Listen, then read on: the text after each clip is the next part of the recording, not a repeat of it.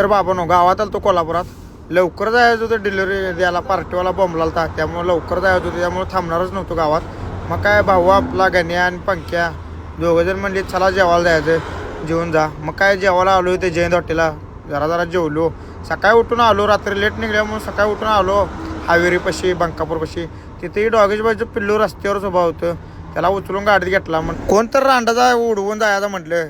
Four व्हीलरवाला रांड्याच्याच नाही दिसत नाही, तर रांड्याची हाय स्पीडमध्ये असते तो, आणि असं पाच बिचारी रस्त्यावर येते ती, त्यामुळे यासनी काय कळत नाही त्यासनी, म्हणून उचलून घेतला आणि म्हटलं पुढे जाऊन कुठं तर टोल नाक्यावर सोड्या. मग काय तिथनं राणी बिनूरच्या टोल नाक्यापर्यंत त्याला घेऊन आलो गाडीतनं. गुंड्याला 2 केक आणजा म्हटलं, केक 3 खाल्ला वाघानं पोट भरून. मग म्हटलं आता भावाला सोडून देऊया, कारण मी गाडी काय पाळणार नव्हतो, मी बिल्लाबाईला गाडीत पाळणार आहे. म्हणून म्हटलं डॉगेशबाईच्या पिल्लोला इथंच राणीबेनूर टोल नाक्याला सोडून दिलं. तिथनं आलो दावणगिरीच्या टोल नाक्यावर.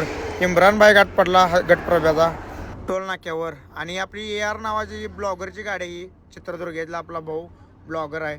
मग काय इम्रानबाईनं नाश्त्याची सोय लावलेली, 1 नंबर टॉपचा नाश्ता केला इथे. इम्रानबाई आणि सगळेजण आम्ही नाश्ता तीन केलो. आणि इथनं आता बेंगलोर पास करून जाया म्हटलं लवकर. आलो बघा बेंगलोर पास केलं, डिझेल टाकायला थांबलो. तर इथं आणि आम्हाला राईस आणि चहा, डिझेल टाकी फुल गेल्यावर राईस आणि चहा मिळते. मग काय सगळं करून आम्ही पोचलो बघा फायनली मधुरामध्ये. गाडी खाली करायला लावली. आता इथनं गाडी भरायला मी बेंगलोर जाणार आहे. तर लाईक शेअर कमेंट